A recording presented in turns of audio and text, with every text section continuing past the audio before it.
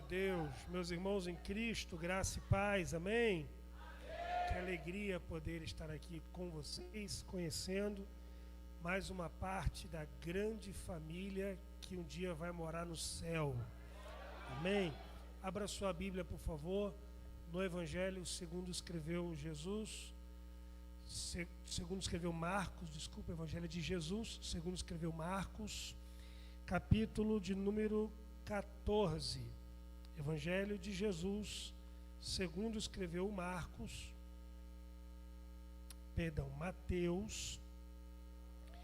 capítulo 14.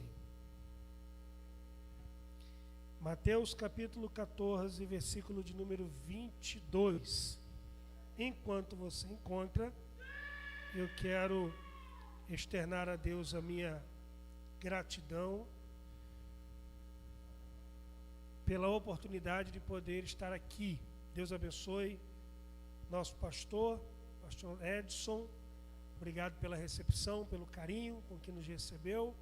Deus abençoe pastor Samuel Procópio, foi quem nos indicou, nosso amigo. E é muito bom poder estar aqui. Eu estou vindo do Goiás, eu moro no Rio de Janeiro. Estamos desde o dia 5 pregando no Goiás e saímos de lá essa madrugada passada, junto com a minha esposa. Ela sempre está comigo. Hoje ela chegou no hotel, não estava se sentindo muito bem, mas pediu que transmitíssemos um abraço para os irmãos. Amém? E daqui a pouquinho, acabando o culto, a gente pega a estrada para o nosso querido Rio de Janeiro, onde estaremos voltando para casa para descansar e amanhã já também estarmos ministrando a palavra de Deus. Então, Mateus 14, versículo de número 22. Quantos encontraram? Digam: achei. Eu vou ler até o verso 33 e eu vou pedir que, após a leitura, você permaneça com a sua Bíblia aberta, para que a gente possa conversar um pouquinho sobre a palavra de Deus. Diz assim: e logo, ou imediatamente, ordenou Jesus que os seus discípulos entrassem no barco e fossem adiante dele para a outra banda, enquanto ele despedia a multidão. E, despedida a multidão, subiu a um monte para orar à parte. E chegada já à tarde, eu gosto muito da King James, que diz: chegada já à noite ou ao final da tarde. A localização aqui de tempo, né? A localização cronológica é entre 5 a 6 horas da tarde. Então vamos colocar aqui, vamos dar uma vantagem, vamos botar 6 horas da tarde. Que horas era? 6 horas, ou seja, o início da noite. É o que diz aqui King James e os textos mais próximos do grego. Então, 6 horas da tarde, Jesus foi para o monte orar. 6 horas, o texto diz, versículo 24. E o barco já estava no meio do mar. Quando a Bíblia diz assim no verso 24, e o barco já estava, está linkando a localização cronológica do verso 23. Ou seja, às 6 horas da tarde, Jesus está no monte orando e o barco já estava no meio do mar. Qual é a condição que o barco está lá? Versículo 24.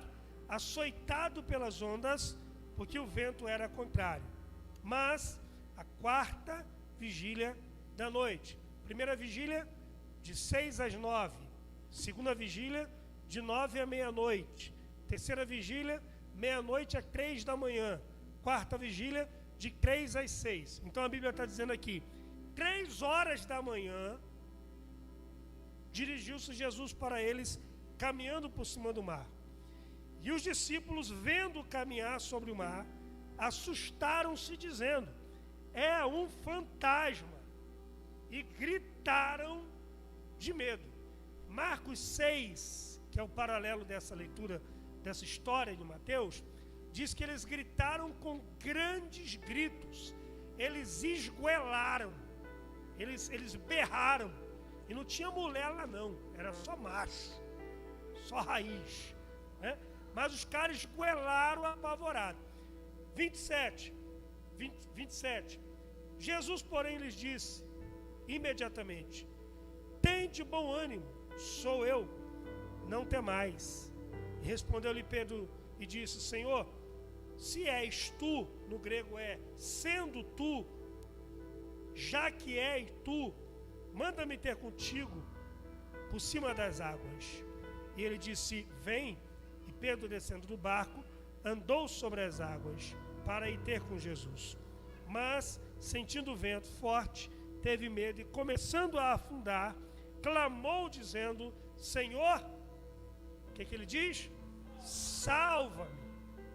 E logo Jesus estendeu a mão e segurou. Eu queria muito que você, na sua Bíblia, dissesse para mim, se o versículo 31 na sua Bíblia, alguma Bíblia diz que Jesus o levantou. Diz aí? Alguma diz que Jesus o salvou. Quantas dizem que Jesus o segurou?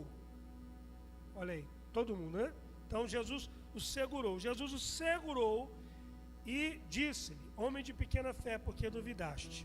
E quando subiram para o barco, acalmou o vento. Então aproximaram-se os que estavam no barco, adoraram-no, dizendo: és verdadeiramente o Filho de Deus. E você diz: amém. Pode tomar o seu assento em nome de Jesus. Só quem quer ouvir a voz de Deus, levante sua mão direita, deixa lá no segundo andar, diga comigo: Senhor Jesus, eu preciso ouvir a sua voz. Diga: Jesus, renova minha mente pela ministração da tua palavra, para a tua glória. Amém. Quem quer ouvir a voz de Deus, dá um glória a Deus aí bem alto, bem forte. Dobre a sua atenção aqui. Toda a sua atenção, toda a atenção aqui agora. Eu vou pregar 35 minutos, mas eu preciso de toda a sua atenção. Todas as vezes que a Bíblia, ela começa uma história, principalmente o Evangelho, com a seguinte expressão, deixa a sua Bíblia aberta, por favor.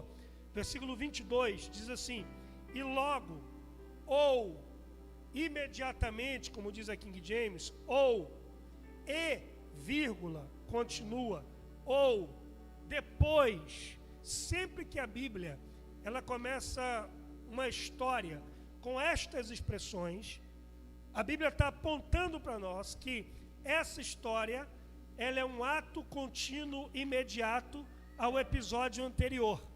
Então, acabou uma história, fechou um episódio e, sem espaço de tempo, imediatamente, em um ato contínuo imediato, inicia-se a próxima história. E como é que começa Mateus 14? Mateus 14 começa com a morte de João Batista. João, que foi o precursor do Messias, estava preso, foi decapitado por ordem de um rei bêbado, a pedido de uma mulher adúltera. E quando João é morto, o versículo 12, se você quiser acompanhar comigo aí, diz que os discípulos de João levaram o seu corpo, enterraram e foram anunciar a Jesus. Mateus 14, verso 13, diz que Jesus, ouvindo isto, retirou-se para um lugar, num barco, para um lugar deserto, apartado. Eu não tenho dúvidas de que quando Jesus ele se afasta para um lugar deserto, a ideia do lugar deserto é ele se afastar para meditar, para pensar, para se recompor. Por que isso, pastor? Porque Jesus era gente como nós somos gente. Jesus tinha fome, sede, Jesus cansava, Jesus se entristecia, se alegrava, chorava, sofria. E tanto que quando Lázaro morre, Jesus chora. Então, João Batista era primo de Jesus. E além de ser primo de Jesus, foi quem batizou Jesus. E agora João Batista foi decapitado na prisão. E Jesus vai para um lugar deserto para um momento de descanso, para um momento de se recompor. No paralelo, em Marcos 6, versículo 31, estava falando até com o nosso pastor no gabinete a respeito desse texto agorinha.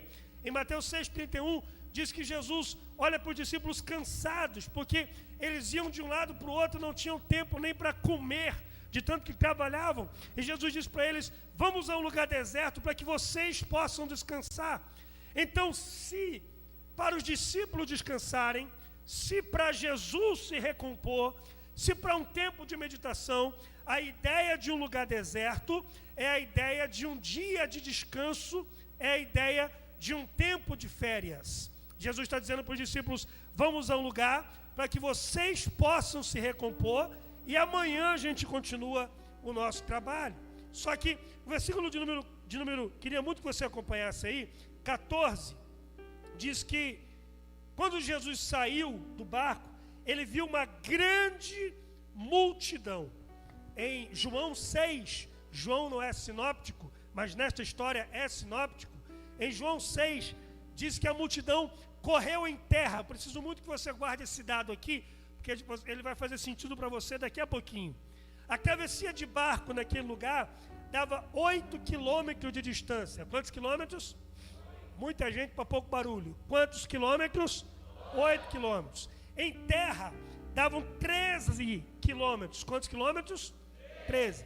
João diz que a multidão, quando descobriu por onde Jesus ia, correram desesperados em terra.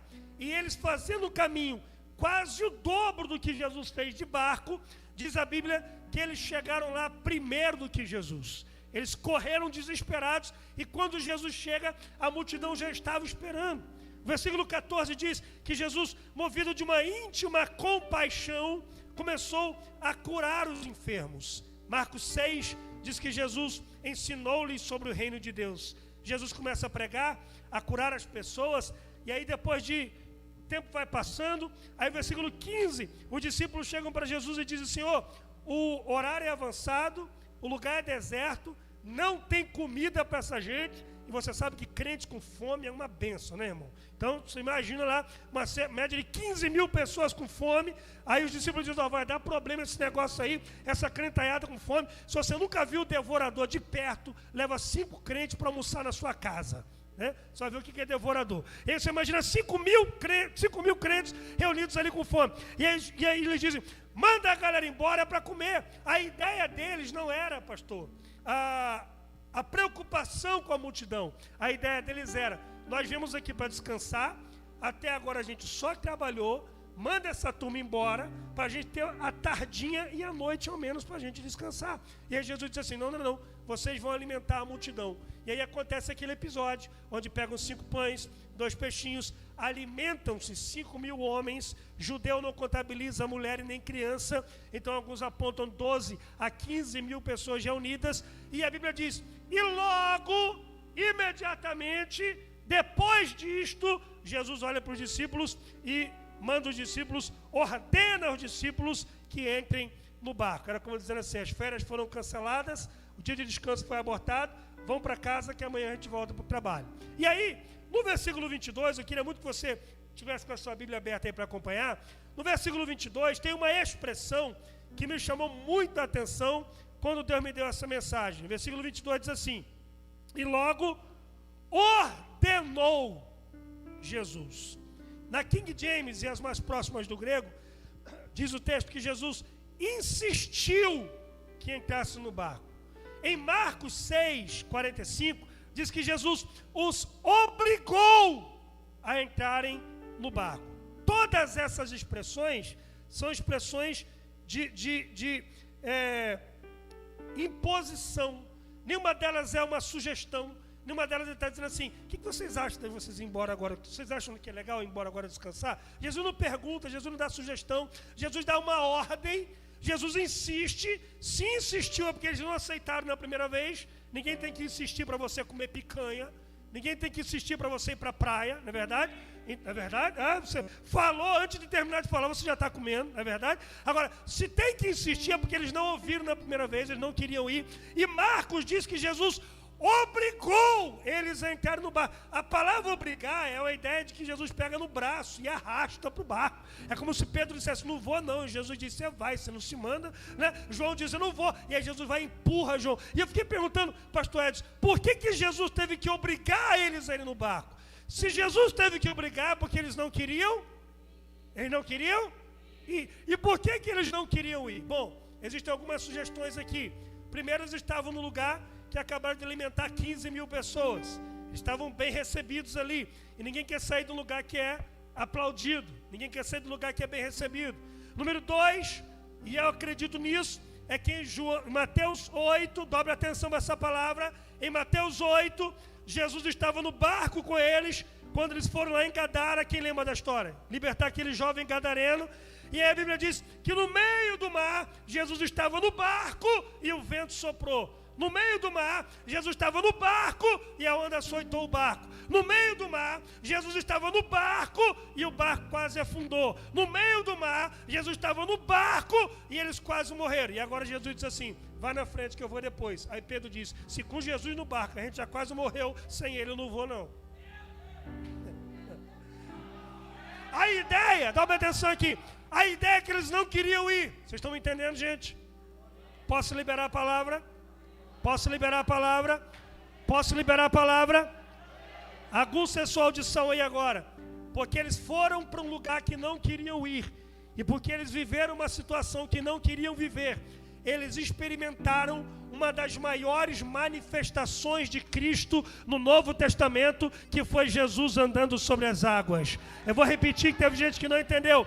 Porque eles foram para um lugar que não queriam ir, e porque eles viveram uma situação que não queriam viver, eles experimentaram uma das maiores manifestações de Cristo no Novo Testamento, que foi Jesus andando sobre as águas. Pega essa palavra: as maiores manifestações de Deus na sua vida acontecerão em um lugar que você não queria estar, em uma condição que você não queria viver, mas você não queria viver, mas foi, não queria entrar, mas entrou, e aí Jesus tirou você da zona de conforto para manifestar uma coisa nova na sua vida. Eu vim aqui lhe dizer que se você está onde não queria estar e vivendo o que não queria viver, é porque Deus quer revelar algo inédito na sua história, algo novo, algo que você não viu ainda.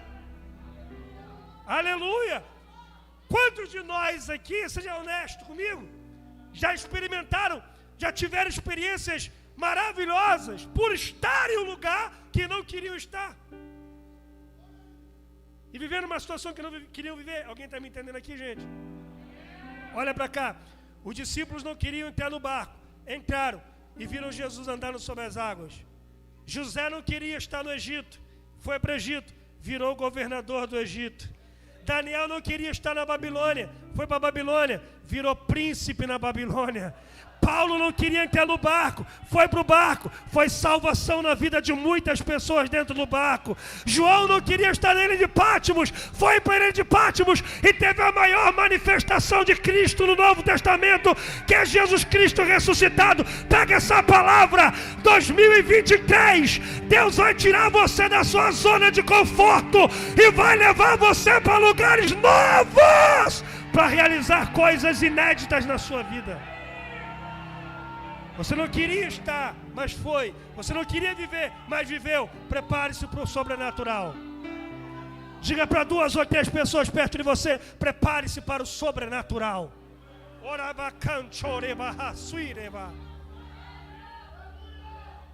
E aí Jesus manda eles entrarem no barco, dobra atenção aqui, e vai para o monte orar. Olha para mim aqui. Qual é a hora que Jesus vai para o monte? Qual é a hora? 6 horas. 6 horas Jesus está no monte, o barco estava onde? No meio. Onde? No meio do mar. E as ondas açoitando, diga açoitando. E o vento soprando, diga soprando. Que horas era? 7 da noite. Jesus está no monte, o barco está no meio do mar, as ondas açoitando o barco e o vento soprando. 9 da noite, 3 horas depois, o barco estava onde? E Jesus?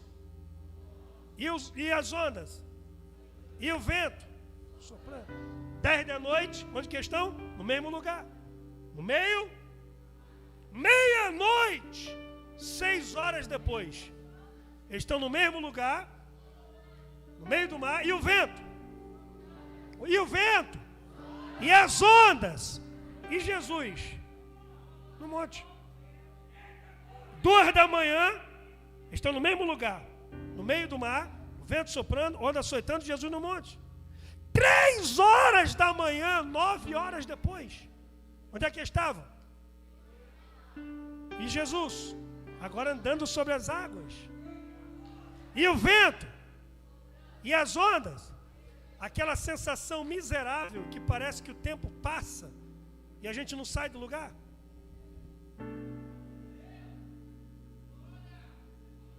Hã?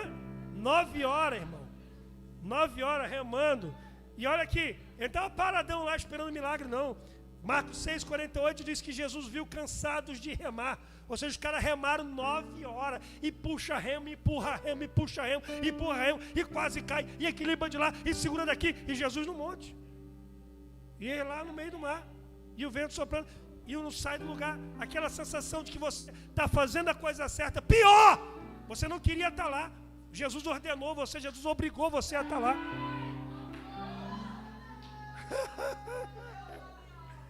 Você está fazendo a coisa certa, você está no lugar certo, mas parece que o tempo passa e nada muda. O vento continua soprando, você está no mesmo lugar. Alguém aqui já viveu isso, gente? Amém? Aquela sensação de impotência. Entrou 2022, você disse 2022 vai ser o ano da minha vida. Estamos no finalzinho do ano, nada mudou. Você diz assim, pelo amor de Deus, parece que não sai do lugar. O vento não para de soprar. Posso liberar a palavra? Só se todo mundo pedir. Posso liberar a palavra? Eles estão no mesmo lugar, mas não são mais as mesmas pessoas. Eu acho que a metade vai pegar essa palavra aqui. Por quê, pastor? Porque eles estão a 9 horas. Puxa remo, empurra remo, puxa remo, empurra remo. Eles estão malhando na academia da tempestade, crescendo a sua musculatura. Eles estão crescendo em estrutura, estão mais fortalecidos, estão no mesmo lugar, mas a musculatura está maior. Estão no mesmo lugar, mas estão mais resistentes. Estão no mesmo lugar, mas não são mais as mesmas pessoas. A estrutura é outra. Aleluia. Você pode estar no mesmo lugar, mas se você olhar para trás, você vai ver que hoje você está mais crente do que você era. Vocês estão aí, gente? Você pode estar no mesmo lugar, mas se você parar para pensar, você vai ver que está mais paciente do que você era. Mais longânimo do que você era. Por quê, pastor?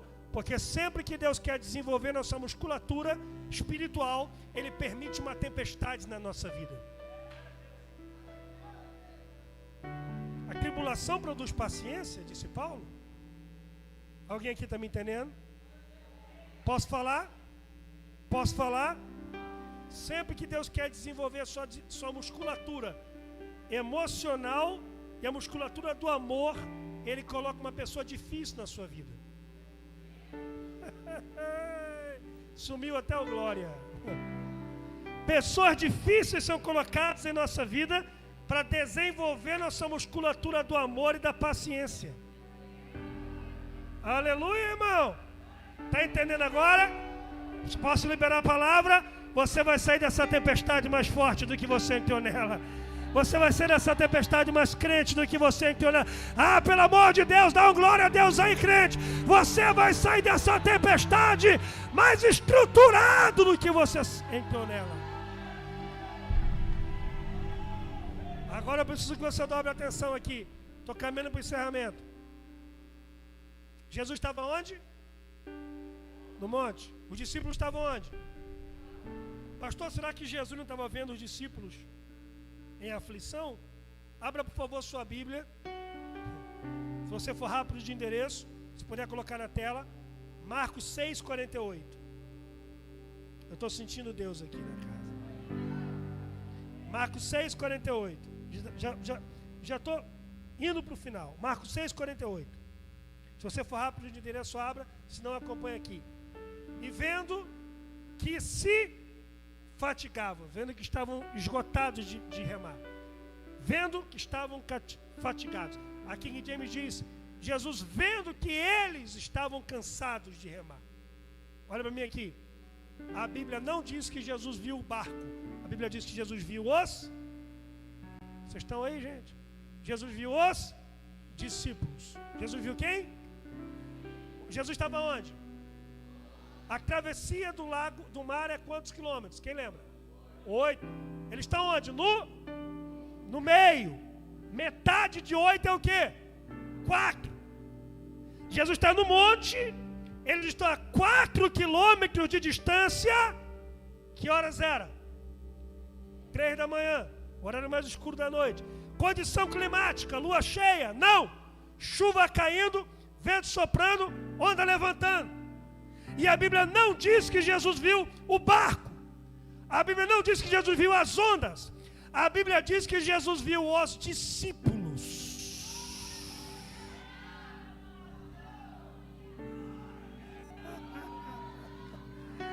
Tem gente que pegou já.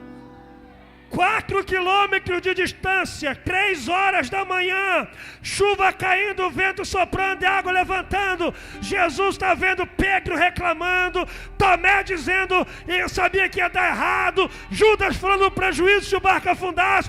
Jesus está vendo cada discípulo esgotado naquela condição. Pastor, o que isso significa? Não importa a escuridão da noite, a distância do barco, a altura das ondas, o peso da chuva, a força do vento, os olhos de Jesus não escapam da tua vida.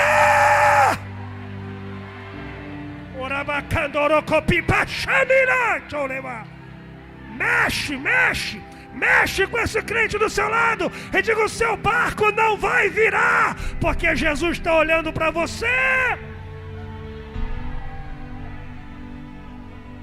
Aleluia, aleluia.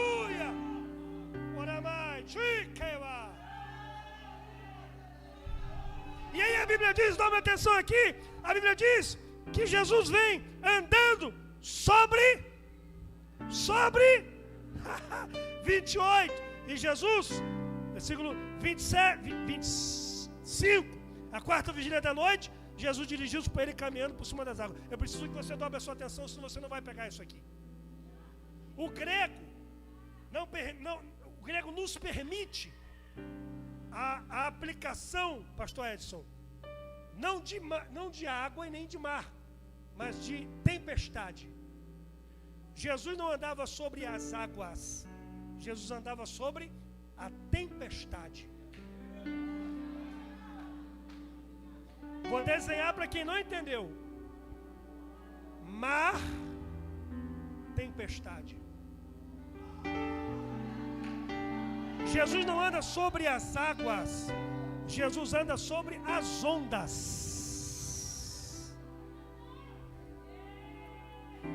Posso falar? A tempestade que você pensa que vai matar você e acabar com sua família, está debaixo dos pés de Jesus. Ela pode ser maior do que você, mas ela está debaixo dos pés de Jesus. Aí acontece um episódio que parece filme de comédia. Dá uma atenção aqui. Os discípulos estavam onde? Os discípulos estavam onde? No meio do mar. Vento soprando, ondas levantando. Aí vem quem que vem andando sobre as águas? Quem? Diga esse nome bonito mais alto que você puder. Quem vinha? Jesus. Olha, pastor Edson, Jesus vem andando sobre as águas. Aí os discípulos, diz a Bíblia que eles começaram a gritar. O que eles gritam? Glória a Deus! Não? Quem está vindo, gente? Quem está vindo? Quem está vindo? Então eles gritaram muito. O que eles gritaram? Aleluia! Não? O que eles gritaram? Não, o que eles gritaram? No grego, fantasma e espírito é uma coisa só. Dobre atenção para pegar a chave. No grego, fantasma e espírito é uma palavra só. Eu penso que eles estão dizendo o seguinte: o espírito que levantou essa tempestade para nos matar, veio agora se apresentar e acabar com o trabalho. Ou seja, é Poseidon. Se fosse no Rio de Janeiro, é Iemanjá. Ou seja, é um demônio. O que eles estão dizendo é um capeta. Corre que o diabo vai matar a gente. Ai, meu pai. Posso falar? Uma das maiores manifestações de Cristo no Novo Testamento, Jesus andando sobre as águas, e ele achando que é uma manifestação satânica. Porque no meio das tempestades da vida, nós muitas vezes confundimos. E nós atribuímos a demônios aquilo que o próprio Deus está fazendo para o nosso crescimento. Só pode ser demônio, só pode ser macumba uma coisa dessa. Colocaram meu nome na boca do sapo, só pode. Alguém está me entendendo aqui, gente? E a gente esquece que contra os filhos de Deus, nem o mal está no controle do mal. Eu vou falar de novo. Se eu gritar, vocês vão dar glória, então eu vou falar de novo. Contra os filhos de Deus, nem o mal está no controle do mal.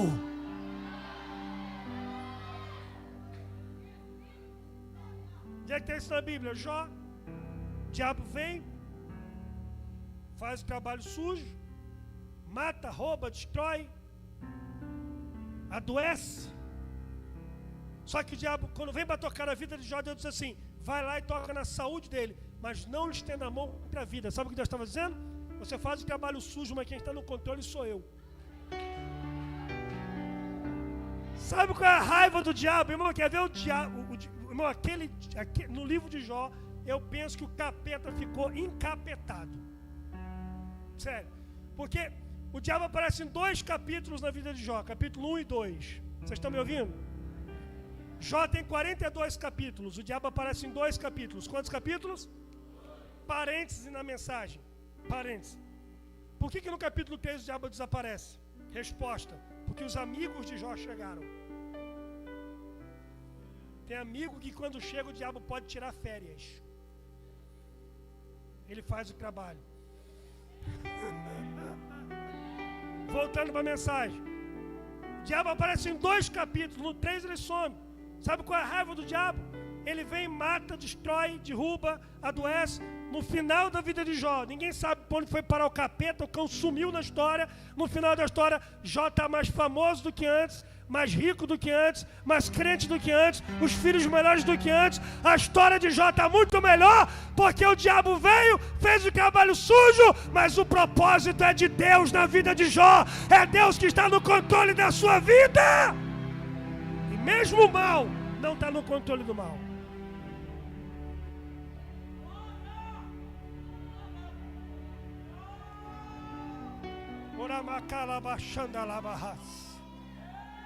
Os irmãos de José o jogaram no poço.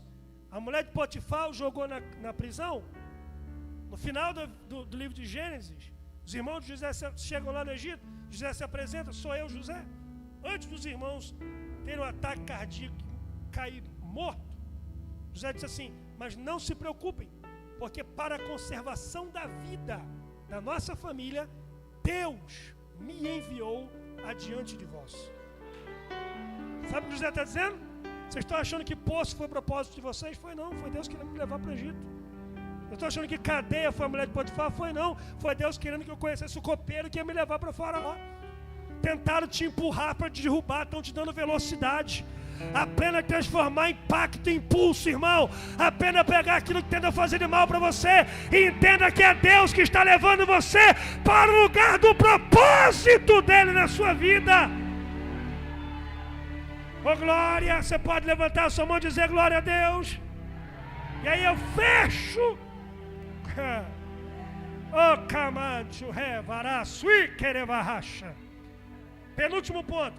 Jesus veio andando sobre as águas, os discípulos ficam desesperados. Aí ele diz assim: gente, olha que incrível isso aqui. Eu acho que isso aqui só a metade vai pegar, pastor Edson. Jesus disse: quem for pegando vai dando glória. Jesus diz assim, e diz o texto: imediatamente Jesus disse: tenham bom ânimo, sou eu, não temais. Olha para cá. Não, você não entendeu ainda. Você não entendeu. Eu nem soltei ainda a pérola. Pera aí. No grego, quando Jesus diz assim, sou eu, no grego inverte. No grego é eu sou.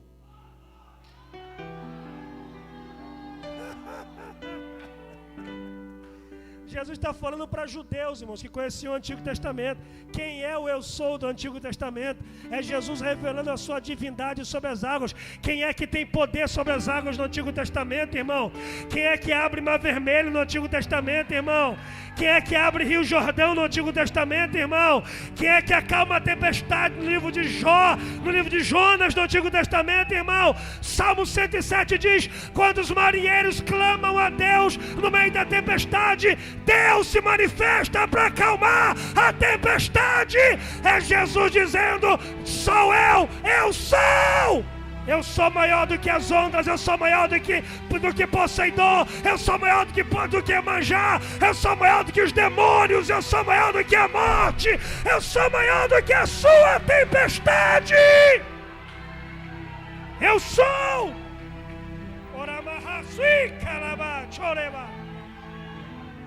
Eu sou! E aí Jesus diz, olha para cá, isso aqui é lindo. Aí Jesus diz: não tenham medo. O que Jesus diz? Não tenham. Olha para cá. O vento ainda estava soprando. As ondas ainda estavam açoitando o barco. A água ainda estava entrando no barco. Jesus diz assim: não tenham medo. Sabe o que Jesus está fazendo? Antes de acalmar a tempestade circunstancial, Ele acalma a tempestade existencial. Antes de acalmar a tempestade que está acontecendo lá de fora, Jesus acalma a tempestade que está acontecendo lá de dentro. Pastor, será que funcionou? Eu acho que alguém vai pegar. Será que funcionou? O Pedro, que estava desesperado achando que ia morrer, depois dessa palavra, Pedro diz assim: deixa eu andar sobre as águas também. Sabe o que Pedro está dizendo? Se a tempestade do lado de dentro for resolvida, a tempestade do lado de fora não me causa mais pavor.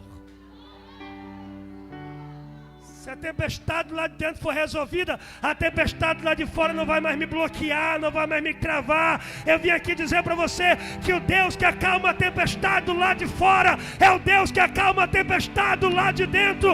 E Deus, aleluia, a paz de Deus que excede todo entendimento, guarde o seu coração e a sua mente em Cristo Jesus. É a paz que não se entende. E aí Pedro, e agora eu fecho de verdade. Pedro diz assim, Pedro vai fazer um pedido mais doido que alguém pode pedir. Porque se fosse eu ia dizer assim: se é o Senhor, entra no barco e resolve o problema. Faz sentido? Você está no meio de uma tempestade, você está dentro do barco e Jesus está vindo. O que eu ia dizer? É o Senhor, entra no barco e resolve a confusão. Pedro diz: se é o Senhor, libera uma palavra, que eu vou andando sobre as águas. Sabe o que Pedro está dizendo? No meio das tempestades da vida, a segurança não está no lugar seguro. A segurança está onde a palavra de Deus foi enviada. Se a tua palavra diz vem, a tua palavra vira passarela. E aí Pedro começa a andar e eu já estou fechando a Bíblia. Ah, meu pai, como eu quero que você entenda isso. Diz a Bíblia que ele sente o vento, tem medo e começa a afundar. Quando Pedro começa a afundar, ele grita o quê? Senhor, salva-me. Aí o 31 diz assim: Jesus estendeu a mão. Dobre atenção aqui, gente. Se você esquecer tudo que eu falei, não esqueça isso. Jesus estendeu a mão e o segurou. Diga, segurou. Eu pesquisei todas as versões bíblicas em português. Nenhuma diz que Jesus puxou e nenhuma diz que Jesus salvou. Todas dizem que Jesus segurou. Olha para cá. Sabe o que é segurar? Segurar é não soltar para morrer e nem puxar para salvar. É manter no mesmo lugar.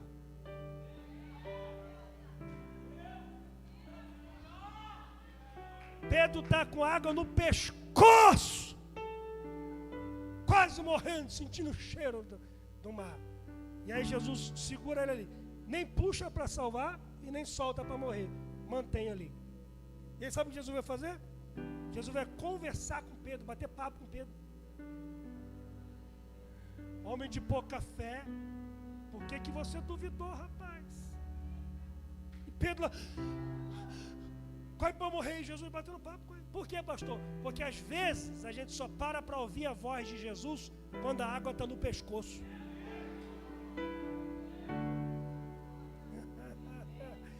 Enquanto a gente está andando sobre as ondas, a gente está tirando onda. A gente não quer ouvir ninguém, a gente não quer dar atenção para ninguém, a gente não quer conselho de ninguém.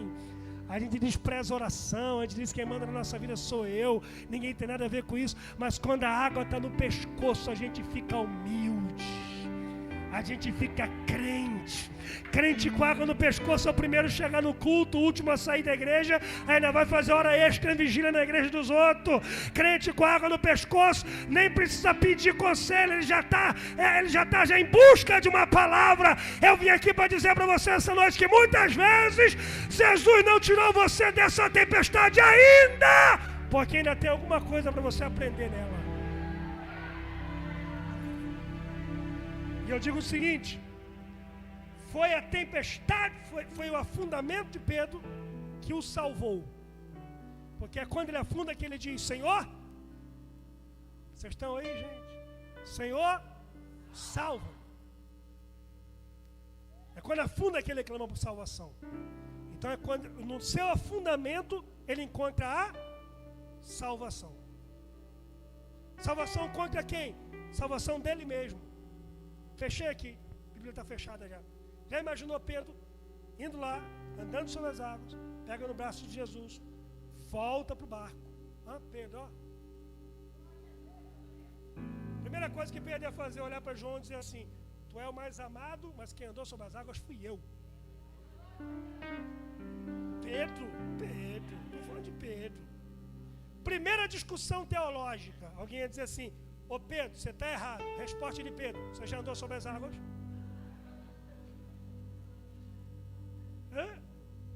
Quem concorda que seria assim? É Pedro, gente. Pedro.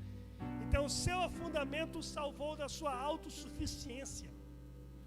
Muitas vezes Deus nos permite afundar simplesmente para mostrar para nós que nós não somos, Ele é. Nós não podemos, Ele pode. Nós não temos, Ele tem. Que sem Ele nós não teremos condições de andar sobre as tempestades da vida.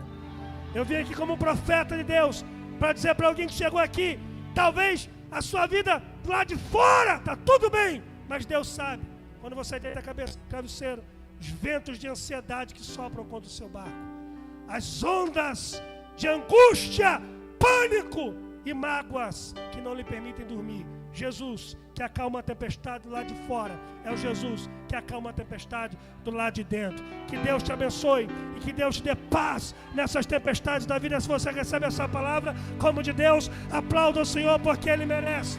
Deus abençoe.